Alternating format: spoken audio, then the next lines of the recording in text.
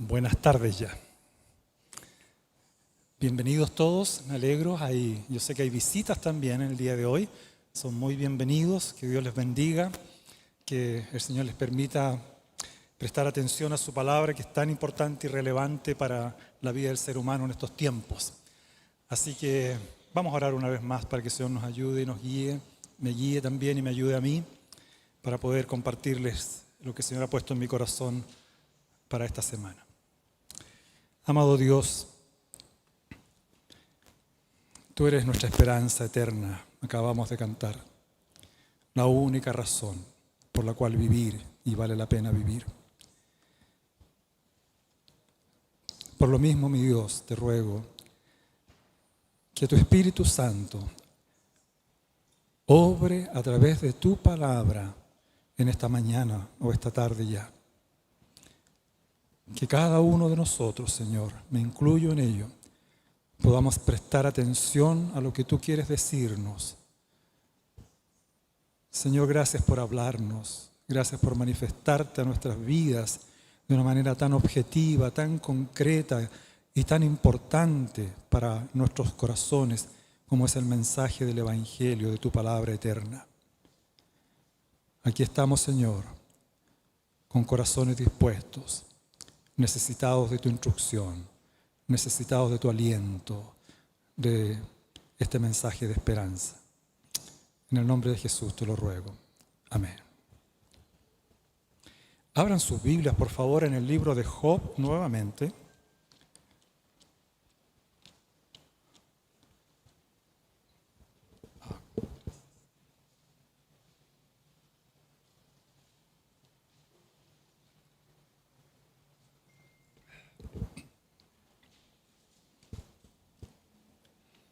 Vamos a leer del versículo 6 hasta el capítulo 2, versículo 10.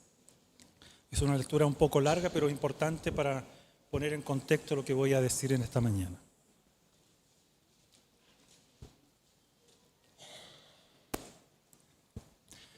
Dice la palabra de Dios así, Job capítulo 1, versículo 6. Voy a leer en la versión NBI, aunque también voy a usar otras versiones de la Biblia cuando lo amerite. Llegó el día en que los ángeles debían hacer acto de presencia ante el Señor, y con ellos se presentó también Satanás. Y el Señor le preguntó, ¿de dónde vienes?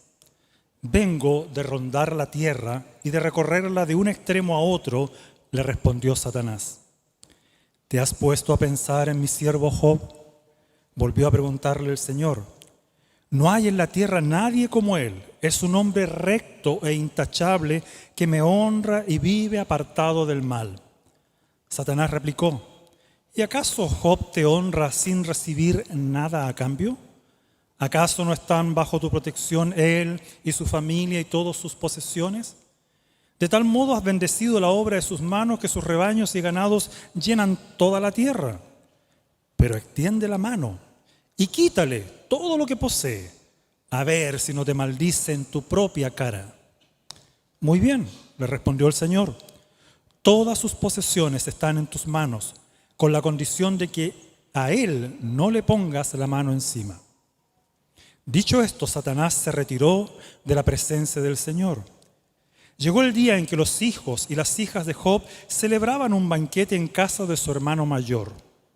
Entonces un mensajero llegó a decirle a Job, mientras los bueyes araban y los asnos pastaban por allí cerca, nos atacaron los sabianos y se los llevaron. A los criados los mataron a filo de espada, solo yo pude escapar y ahora vengo a contárselo a usted. No había terminado de hablar este mensajero cuando uno más llegó y dijo, del cielo cayó un rayo que calcinó a las ovejas y a los criados. Solo yo pude escapar para venir a contárselo. No había terminado de hablar este mensajero cuando otro más llegó y dijo, unos salteadores caldeos vinieron y dividiéndose en 3 grupos se apoderaron de los camellos y se los llevaron a los criados, los mataron a filo de espada. Solo yo pude escapar y ahora vengo a contárselo. No había terminado de hablar este mensajero cuando todavía otro llegó y dijo, los hijos y las hijas de usted estaban celebrando un banquete en casa del mayor de todos ellos, cuando de pronto un fuerte viento del desierto dio contra la casa y derribó sus 4 esquinas. Y la casa cayó sobre los jóvenes y todos murieron. Solo yo pude escapar y ahora vengo a contárselo.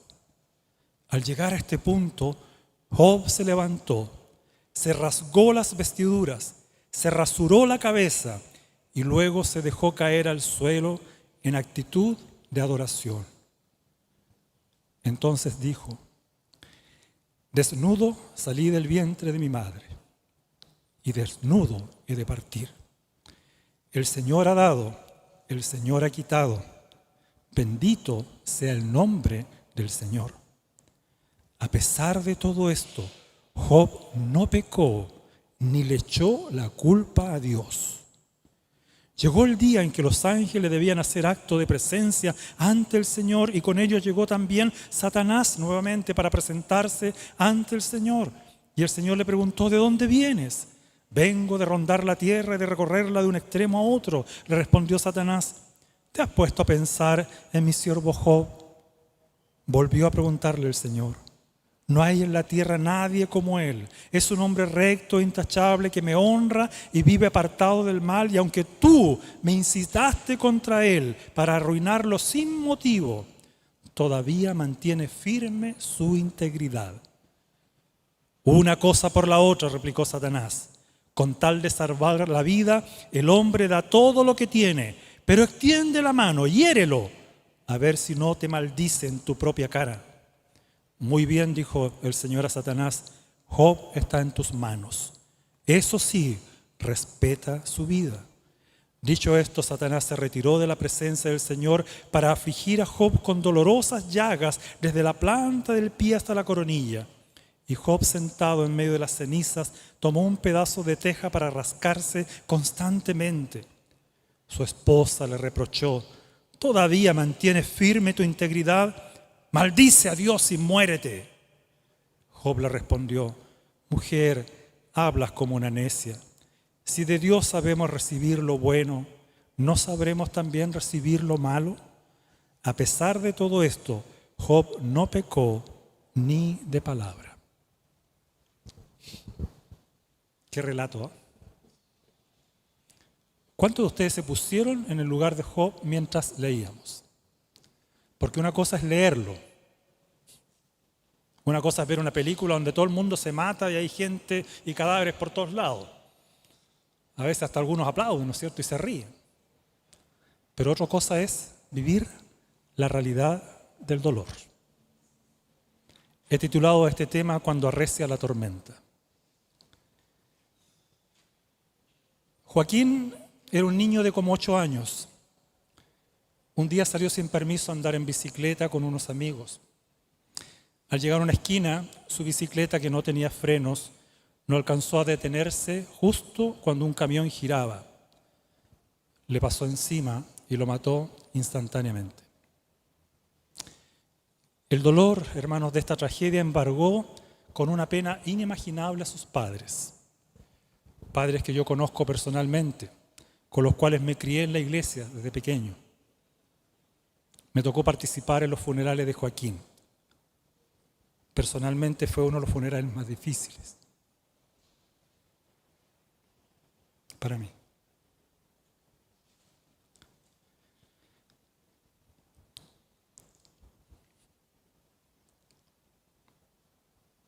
¿Qué hacemos cuando la tragedia y el dolor golpea a nuestras puertas? ¿Qué haces tú? No necesariamente a veces hay que enfrentar tragedias como la que enfrentó mi amigo Juan. A veces son enfermedades que atacan nuestra vida, ¿verdad? Y a veces se quedan permanentemente. Otras veces son problemas económicos, de los cuales nos cuesta salir. Luchamos todos los años por eliminar las tarjetas, ¿no es cierto?, o pagar o saldar las deudas. A veces son problemas emocionales que afectan nuestro corazón de una manera indescriptible. A veces son problemas familiares, la pérdida de un hijo, la partida de un hijo, el abandono, la traición, el divorcio, la muerte de padres. ¿Cómo reaccionamos? ¿Se puede estar de alguna manera preparado, creen ustedes, para afrontar la pena y el dolor en circunstancias adversas cuando estas llegan a nuestra vida? ¿Estamos preparados? Quisiéramos estarlo, ¿verdad? A veces quisiéramos decir, sí, estoy listo, que vengan. Pero no.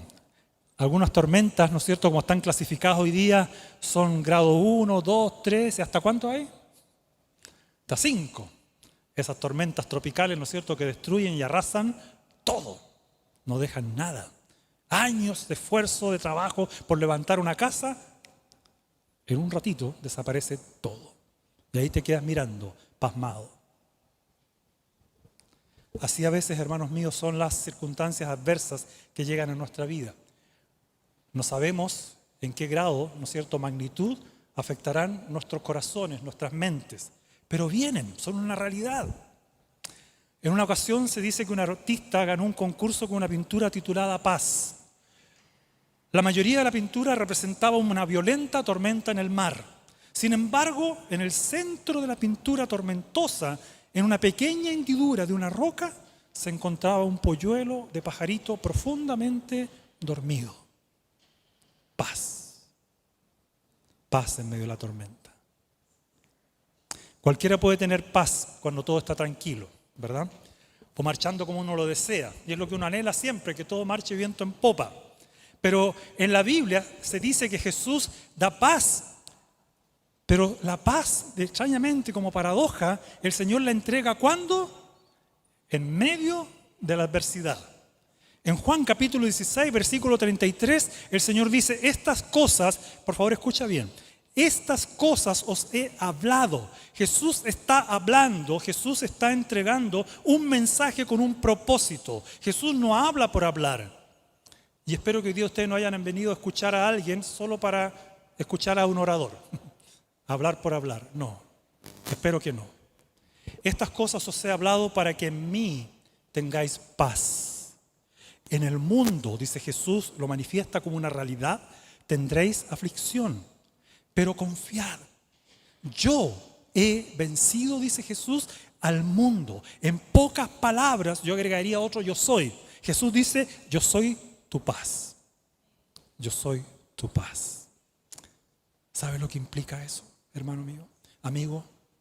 La enseñanza general de la Biblia es que los creyentes pueden tener gozo y paz en medio de las mayores adversidades de la vida. Y estas cualidades dependen solo de dos aspectos de suma importancia. El primero es cómo está mi relación con Jesucristo, cómo está mi relación con Dios. Y en segundo lugar, de la obediencia a los mandamientos de Dios. Busquen por favor en Juan capítulo 15. Juan capítulo, no, sin perderse de Job, por favor. Vayan al Evangelio de Juan.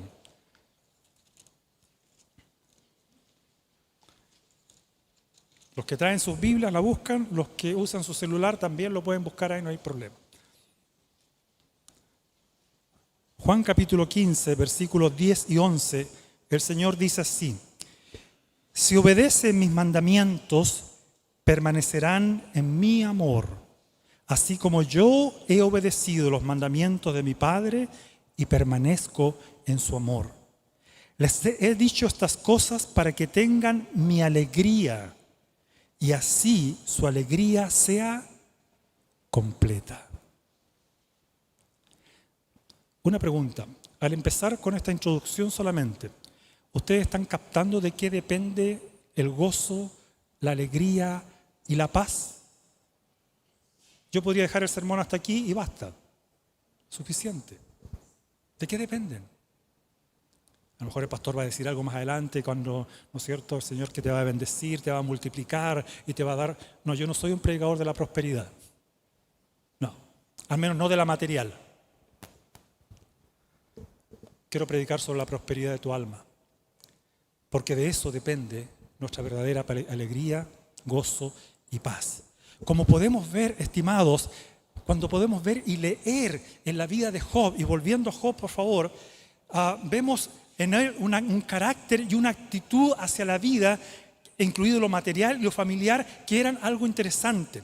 Estaban basadas en qué cosa, en su temor a Dios y en el vivir apartado del mal. Es decir, era un hombre cercano a Dios, era consciente de que Dios estaba con él todos los días, no hacía ninguna cosa, no miraba para ningún lado, no tocaba, no caminaba sin ser consciente de que Dios estaba observándolo, estaba ahí.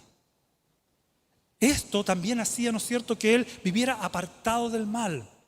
¿Cómo se puede vivir apartado del mal si no se sabe qué es el mal o no? La única manera, al menos los cristianos lo creemos, es por lo que dice la Escritura. En mi corazón he guardado tus dichos para no pecar contra ti, decía el salmista. La única manera de saber qué está bien y qué está mal es la palabra de Dios como referente para nuestras vidas. En una sociedad relativista como la nuestra, donde cada persona crea su propio entorno de bondad y maldad, o hace una definición de la bondad y la maldad según sus criterios personales, nosotros no somos subjetivistas en eso.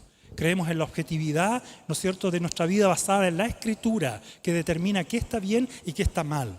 Y Job era un hombre temeroso de Dios, conocía quién era Dios y sabía también de su palabra. Es decir, su relación con Dios era tan vital y lo manifestaba en una obediencia constante a los mandamientos del Señor. Por esta razón, al llegar a este punto de la vida de Job, nos vamos a introducir de lleno a observar y analizar la clase de sufrimiento que le tocó enfrentar a este hombre que vivía, ¿no es cierto?, en esta condición o en esta relación con Dios. Veremos un cambio radical en la vida de este hombre. La tranquilidad va a ser roto por una tormenta grado 5 a su vida. La paz va a ser destruida por el dolor, al punto, ¿no es cierto?, que el Señor va a tocar lo más preciado para él: la vida de sus 10 hijos. Les acabo de hablar de un hermano y amigo que perdió a su único hijo. Hasta el día de hoy han pasado más de 10 años. Siempre lo recuerda. Ha escrito 3 libros al respecto,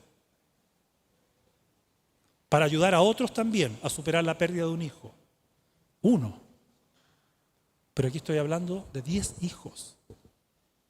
¿Podrías tú soportar eso? ¿Todos tus hijos?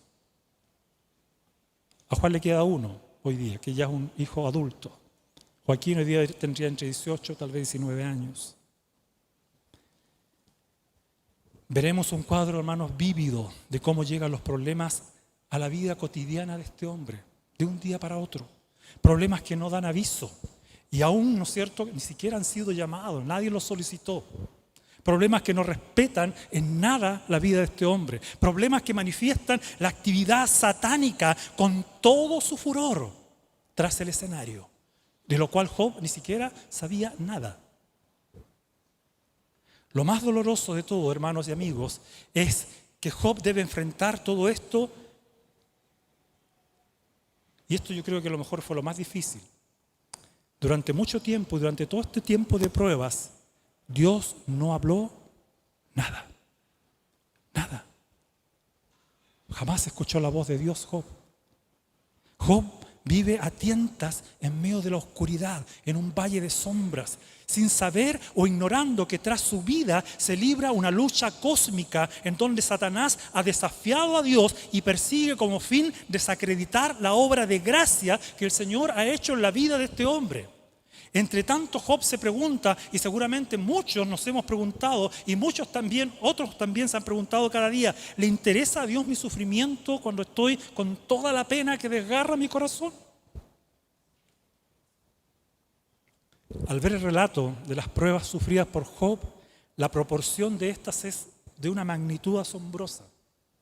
Como dice el versículo 13 del capítulo 1, miren: llegó el día en que los hijos y las hijas de Job celebraban un banquete en casa de su hermano mayor. En el transcurso de un día empieza el relato aquí, ¿qué cosa? 4 acontecimientos seguidos, ¿sí? Lo atacan unos sabeos, vienen otros, ¿no es cierto? Viene una tormenta que derriba la casa, muere su ganado, mueren sus sirvientes, pierde todo lo que había ganado. Y era el hombre más reconocido del Oriente en la época. ¿Se pueden imaginar? Era un Rockefeller, tal vez, un rico. un hombre poderoso. Y lo perdió así, todo. Analiza y a veces piensa, hermano mío, ¿por qué a veces Dios nos quita algo? ¿Por qué Dios quita a veces algo?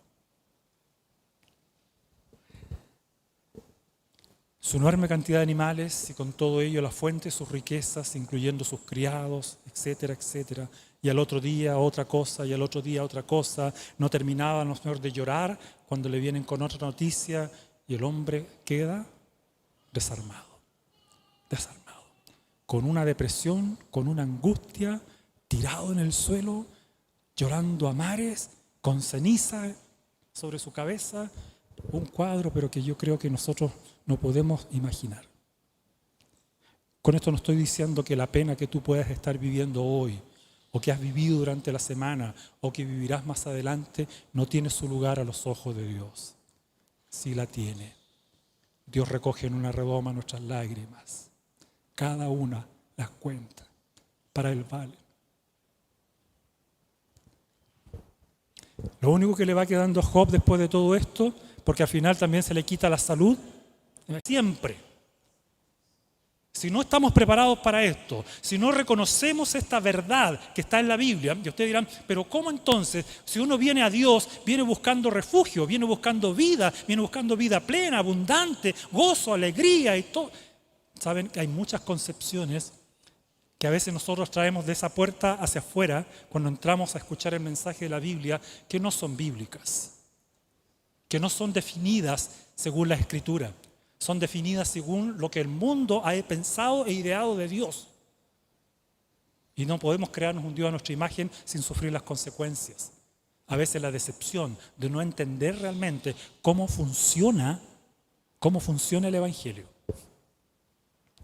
El reformador francés Juan Calvino, comentando de la forma en que Job actuó y no actuó frente a su sufrimiento, dice: por lo cual es bueno para nosotros, dice, el tener tales ejemplos, pues nos muestran que ha habido otros hombres tan débiles como nosotros que, no obstante, han resistido tentaciones y han continuado firmemente en obediencia a Dios, aunque Él los haya azotado, y esto aún de forma extrema.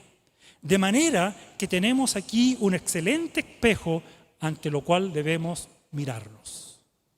Job es un ejemplo para nuestras vidas. ¿En qué consiste, hermanos, por lo tanto, el sufrimiento? El sufrimiento es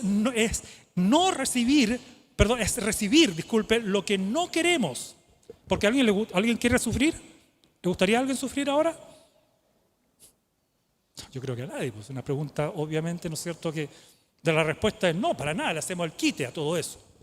Entonces el sufrimiento, ¿no es cierto?, consiste en recibir lo que no queremos. Y esto puede ser parte de la vida de todo creyente.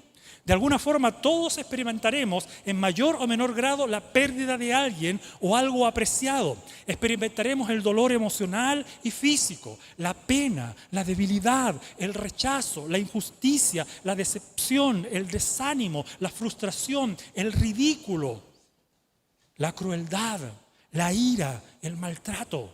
Estos son momentos que cuando llegan, lo único que queremos es huir. Y en algunos casos hasta deseamos morirnos. ¿O no? ¿Han querido morirse alguna vez? Yo he pasado por momentos de depresión en mi vida varias veces. Algunos me han durado meses, literalmente meses. Que si no me hubieran visitado amigos, que mi esposa yo sé que llamaba ocultamente, para alentar mi corazón, a lo mejor todavía estaría postrado en cama. Yo soy tendiente a la depresión, por si no lo saben. He luchado con eso toda mi vida. Pero aquí estoy, por la gracia de Dios, nada más. No he visitado nunca un psicólogo, por la gracia de Dios, nada más. Así que no soy el mejor ejemplo, por supuesto, cuidado. Voy a hablar de uno mejor acá. Siempre hay uno mejor. ¿A qué tipo de creyentes le acontecen estas cosas, el sufrimiento? A veces, hermanos míos y amigos, les acontecen a los que más aman a Dios, a los que más obedientemente le sirven. A eso a veces les llega más duro todavía. Entonces alguno dirá, de los que están aquí, entonces voy a entrar con cuidado a esta iglesia. Y no es mentira que muchas personas viven a veces su cristianismo, como decimos nosotros, a media, ¿no? ¿Por qué? Porque saben lo que puede venir, ¿sí o no? Pero por otro lado desconocen la bendición que hay detrás del sufrimiento a veces. Cómo Dios realmente nos hace crecer a una estatura y nos usa de una manera tan gloriosa. Cualquier seguidor de Jesucristo está expuesto y es llamado a soportar aflicciones. Por supuesto que estas no son comparables con lo que Job sufrió, y mucho menos, ¿no es cierto?, a las que sufrió nuestro propio Señor Jesucristo en la cruz. Todavía los teólogos no alcanzan a dimensionar lo que significó, ¿no es cierto?, cuando Jesús gritó: Señor, Dios mío, ¿por qué me has desamparado? Y cae todo, ¿no es cierto?, toda la ira de Dios sobre la vida de Jesús, que carga los pecados del mundo. Es algo que yo no alcanzo a dimensionar, pero la Biblia dice que fue algo tremendo. ¿Cómo salir victorioso ante las pruebas? ¿Cómo salir victorioso, ¿no es cierto?, ante las tormentas que se ciernen sobre nuestras vidas? Solo aquellos creyentes que no pierden de vista a Jesucristo, estos acontecimientos no los van a sorprender demasiado. Primera de Pedro 4:12, lo dice la Biblia, lo enseña, lo advierte, dice: amados, no os sorprendáis del fuego de prueba que os ha sobrevenido, como si alguna cosa extraña os aconteciese. El sufrimiento no debería ser algo, que dice la Biblia, extraño, ajeno. Debería ser reconocido como ¿qué? Como necesario y parte de nuestras vidas. Uno de los amigos de Job, llamado Elifaz, más adelante acertó al decir: como las chispas se levantan para volar por el aire, así nace para la aflicción. Job 5:7. ¿Sí o no? Como algo tan natural. Ahí viene. Job va a comprender más adelante en su vida, como Pablo muy bien lo expresa en 2 Timoteo 3:12, que el que quiere vivir piadosamente como Job vivía, va a padecer persecución humana o satánica directamente, como en el caso de Job. Porque a veces nosotros decimos: oh, nadie me ha perseguido, vivo en un país libre, gracias a Dios por eso. Hay otros países, ¿no es cierto? Hoy día creo que Tailandia es el país número 1 hoy día en persecución, donde los cristianos realmente sufren el embate del enemigo humano, pero lo peor es que detrás de todo eso, ¿quién está? Y siempre está Satanás. Y tú dirás: aquí en mi país yo no sufro persecución. Sí, pero hay un enemigo que anda como león rugiente buscando devorarte.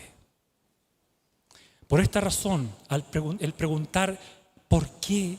No debería ser con una actitud de sorpresa, sino de resignada previsión, porque Dios así lo advierte. Deberíamos con sorpresa preguntar ¿por qué? Cuando todo está en calma. Ahí sí que deberíamos preguntar ¿por qué? Porque lo otro, la Biblia dice que va a estar. Entonces, cuando todo marche tranquilo en tu vida, pregúntate ¿por qué? ¿Qué pasa? ¿Por qué está todo tranquilo? ¿Por qué no me pasa nada malo?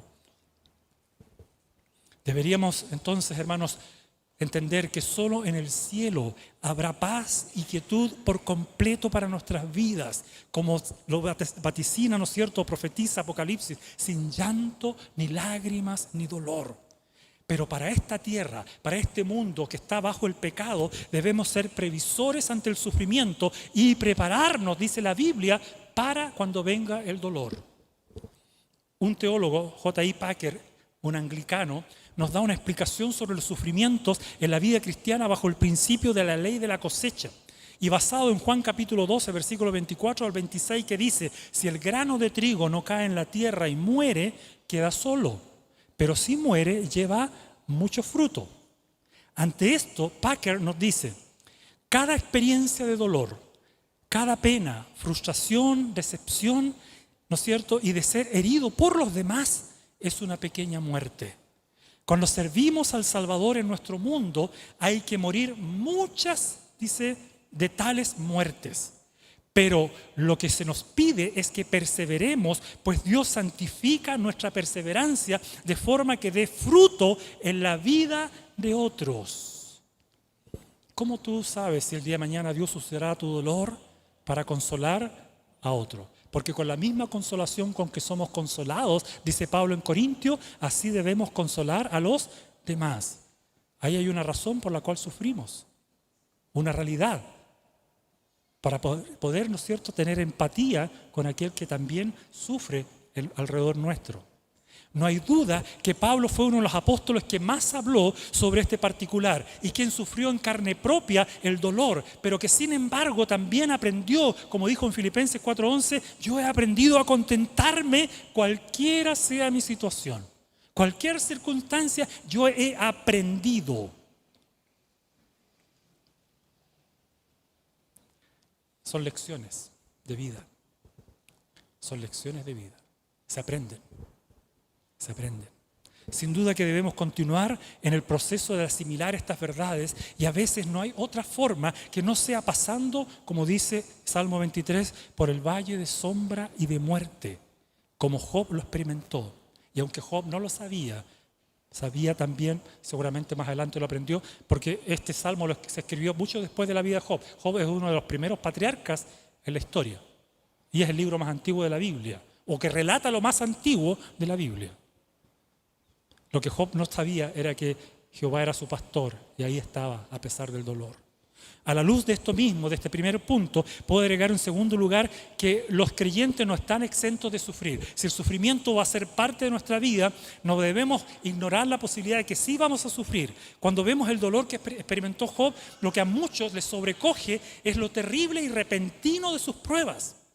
Cuando esto le sucede a cualquier creyente, nos cuestionamos el hecho de que ciertas cosas le pueden suceder a un hijo de Dios. Pero, ¿por qué Joaquín tuvo que morir así? Uno se pregunta.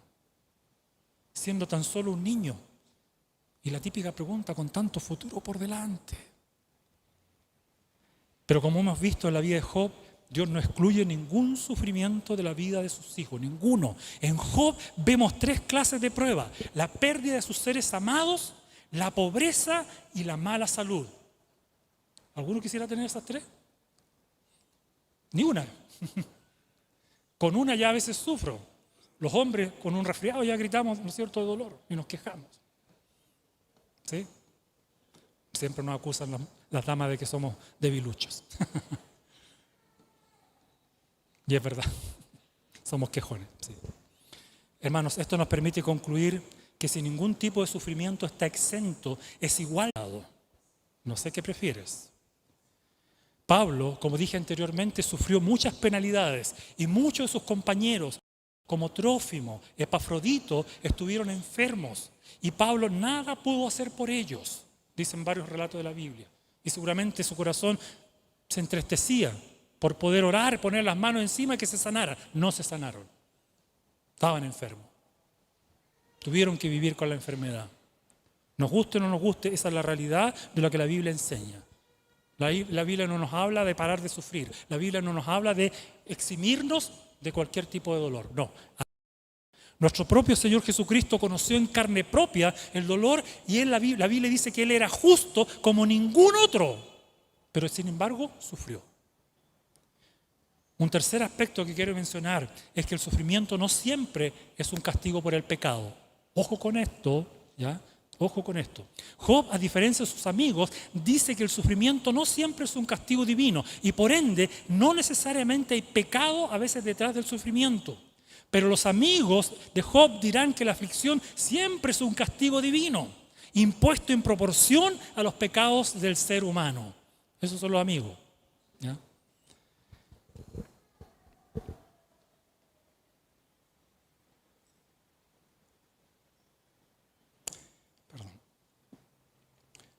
Hoy en día los predicadores de la prosperidad, como ya dije, están enseñando que las enfermedades, el dolor y la pobreza, etcétera, son producto de la falta de fe o del pecado.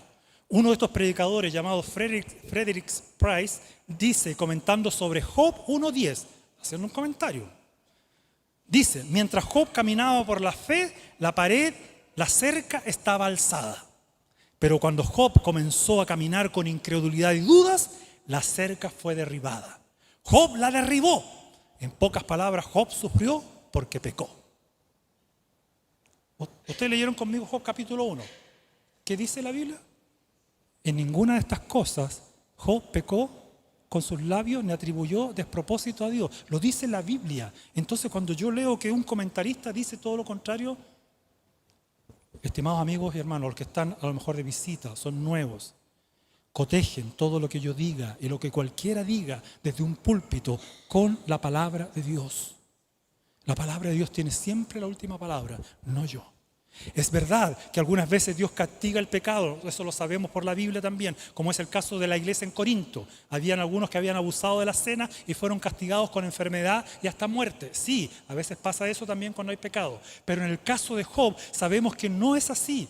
Muchas veces el sufrimiento, hermanos míos, tiene que ver con lo que Dios quiere que yo sea en el futuro. Es decir, me está preparando para yo ser un hombre y una mujer que le glorifique de tal manera que todos puedan conocer a Jesús o ver a Dios en toda su majestad y gloria. Esto fue lo que enseñó Jesús en Juan 9 cuando habló acerca del ciego de nacimiento. No habían pecado ni él ni sus padres, sino que dijo para que la gloria de Dios se manifestase. Es decir, habían nacido así para que cuando llegase Jesús ponga sus manos y los sane. Y la gloria sea ¿para quién? Para Dios. Creo que esta, hermanos míos, es también la razón del sufrimiento de Job, para que la gloria de Dios sea manifestada en su vida. Por último, quiero destacar el hecho de que detrás del sufrimiento, en cuarto lugar, hay una batalla mayor que tiene lugar. El famoso primer ministro y teólogo holandés, Abraham Kuyper, del año, estamos hablando de principio de 1900, escribió en cierta ocasión un comentario sobre Efesios 6 y la armadura del cristiano que debe usar, diciendo: si por un momento se corriera la cortina y el mundo espiritual que hay detrás de ella fuera visible, sería expuesta ante nuestra vista espiritual una lucha tan intensa, tan convulsiva, barriendo todo lo que hay a su alcance, que la batalla más feroz jamás librada en la tierra parecería en comparación un simple juego. No aquí, sino allá arriba. Allí es donde se libra el verdadero conflicto. Estos últimos tiempos han ahondado otra vez en la pregunta si hay vida extraterrestre. Y empiezan a aparecer los ovnis, empiezan a aparecer la historia, y lo leo por aquí, lo leo por allá. Todo el mundo anda fascinado con el tema. Yo creo que hay vida extraterrestre. Claro que la hay. Harta. Aquí lo dice. Una vida espiritual que tú no te imaginas. A propósito, y estos juegan con nuestras percepciones también. Juegan con nuestras percepciones. Desvían nuestra atención de la verdadera vida, de lo que realmente significa, ¿no es cierto?, tener vida.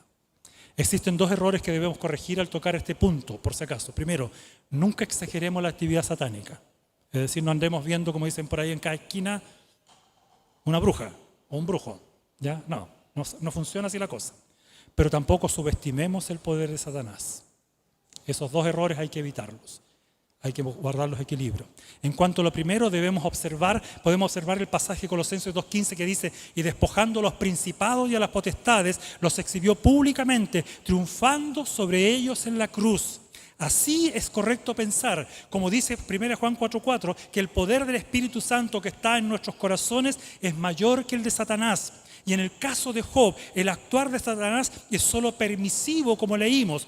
Todo al final y al cabo está bajo el control de Dios, de principio a fin. Aunque Job parece que tiene una tragedia cernida sobre su vida y todo perdió el control, al final Dios lo tiene en su mano. Lo tiene allí. No se lo han arrebatado. Algo que dice Romanos: ¿quién nos apartará del amor de Dios? Tribulación, angustia, peligro, desnudez, espada. ¿Algo? Nada. En cuanto al segundo error, debemos recordar que la Escritura es enfática al decirnos que no tenemos lucha contra sangre y carne, sino contra huestes espirituales de maldad, o como dice 1 Pedro 5:8, Satanás es un adversario que como león rugiente busca destruirte y devorarte. Yo sé que esta parte fue un poquito más, tal vez seca, pero es importante que la asimile en tu corazón. Porque ahora al concluir quiero decir algunas cosas importantes también. Podemos concluir diciendo entonces, a la luz de lo que hemos visto, que debemos mantener una correcta perspectiva sobre el acontecer doloroso en la vida de Job. El diablo es solo parte de la escena. Dios es quien tiene el control y el poder absoluto de la vida de Job, no Satanás. Así lo afirmó Jesús ante Pilato en Juan capítulo 19, versículos 10 al 11, al decirle a Pilato: ninguna autoridad tendrías contra mí si no te fuese dada desde arriba. Y Job así lo entiende al decir en Job 2:10: recibiremos de Dios el bien y el mal no lo recibiremos. Escucha bien, joven, hermano, hermana, adulto.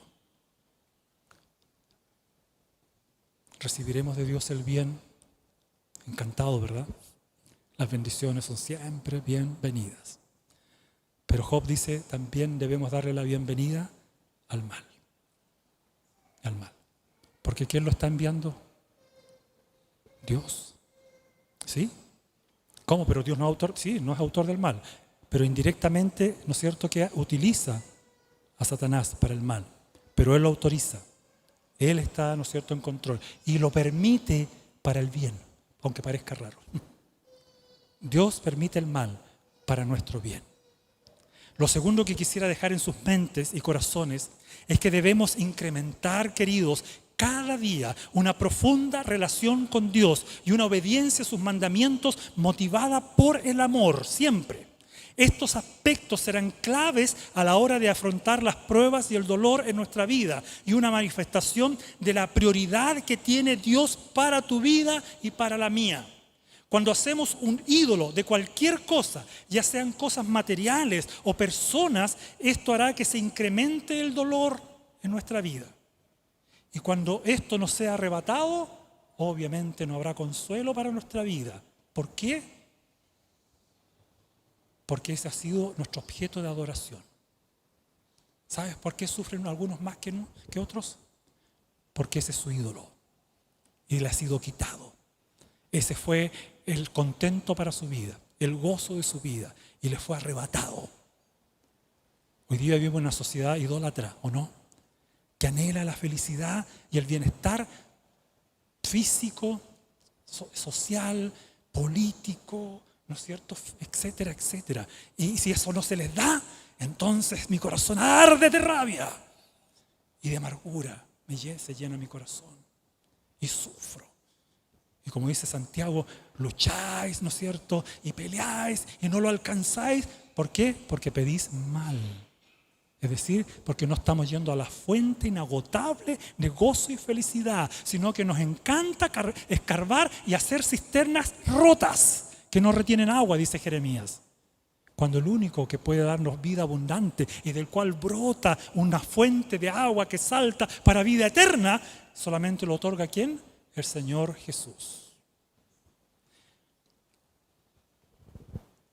Solo Dios es nuestra única esperanza en la vida y en la muerte.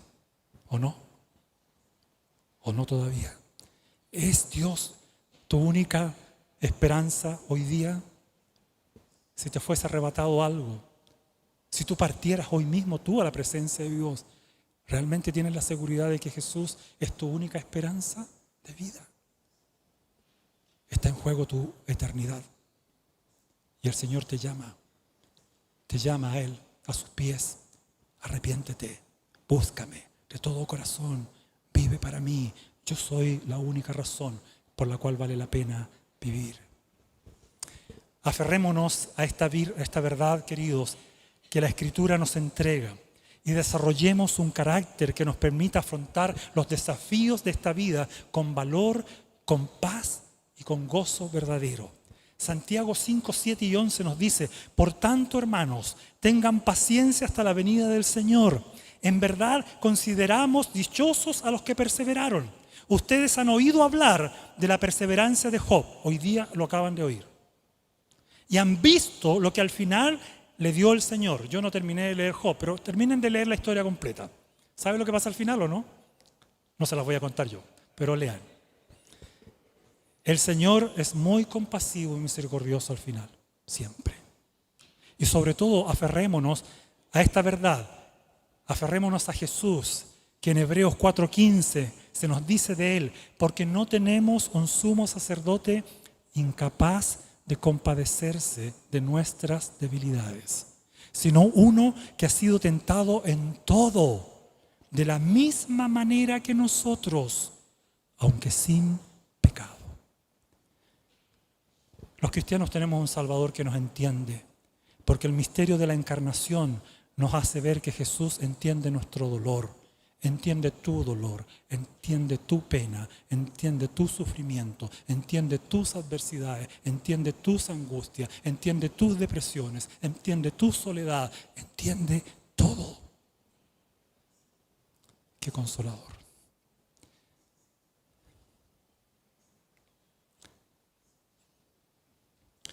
Ha sido un mes doloroso para mí y mi familia. Muy doloroso. No se imaginan. Pero aquí estamos. Porque hay un Dios que sostiene nuestras vidas.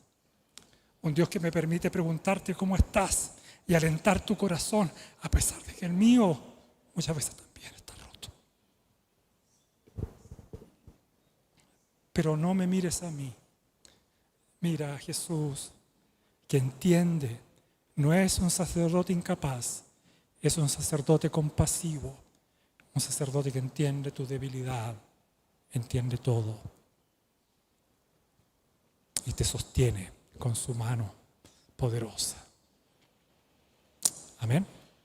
Ore.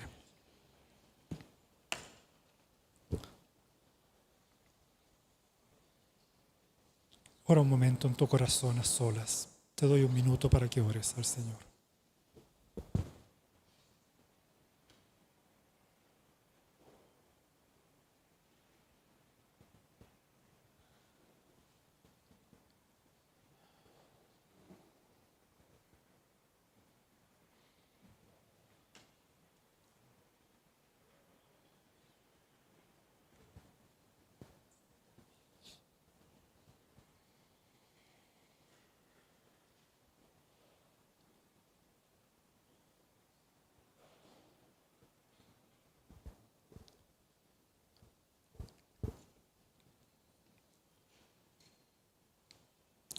Señor, nos presentamos ante ti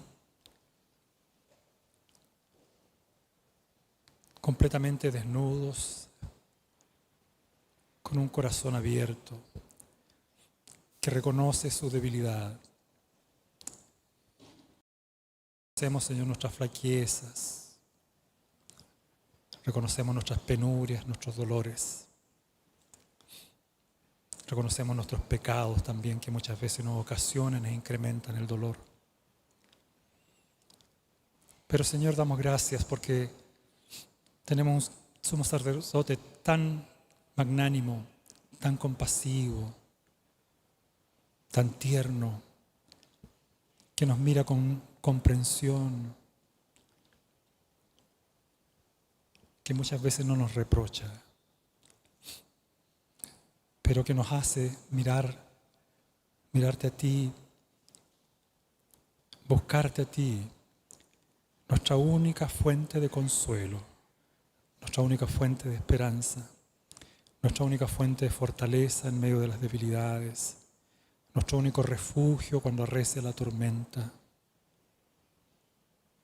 el verdadero amigo que nos sabe consolar, el verdadero esposo y la esposa que nos apoya. Señor, tú eres todo para nosotros. Nada más deseamos en esta tierra, sino solo a ti, Señor. Y perdónanos cuando hemos hecho ídolos de tantas cosas en este mundo, en esta vida. Tu creación es hermosa, dice tu palabra, pero todo ello es señal o señala solamente a ti y a tu gloria. Y tú dices que no debemos cambiar tu gloria, porque eso trae más dolor para nosotros. Ayúdanos, Señor, a seguir incrementando nuestra relación contigo, a verte en toda tu gloria y majestad, a conocerte cada día más con intimidad, pero una intimidad vital, una intimidad, Señor, que nos permita dialogar y conversar contigo en oración cada día, o escuchar tu palabra, tu voz hablando. Señor, vivimos en un mundo tan atormentado, con tanto dolor, tanto flagelo, que solamente, Señor, encontramos en ti y en tu mensaje esperanza, no solo para nuestras vidas, sino un mensaje para compartir a este mundo sufriente, a este mundo que le duele tanto su vivencia, producto de que se han alejado de ti. Señor, haznos comunicadores eficaces de este evangelio de esperanza, de este mensaje de vida. Gracias, Señor, por hablarnos una vez más esta tarde. Gracias por tu palabra. Gracias por tu Espíritu Santo que habla en nuestros corazones. Ayúdanos, Señor, a afianzar nuestra confianza, nuestra fe en ti y a estar preparados para cuando venga la tormenta. Y saber, Señor, que tú estás con nosotros en la barca, que no nos abandonas, que estás ahí, Señor, en los valles de sombra y muerte inclusive. Da consuelo a los hermanos y hermanas que han estado sufriendo el último tiempo. Señor, trae paz y alegría a nuestros corazones, renueva nuestras fuerzas, permítenos seguir adelante, mirándote solo a ti, nuestra única esperanza de gloria, nuestra única fuente de gozo. En Cristo Jesús, nuestro Salvador, oramos. Amén.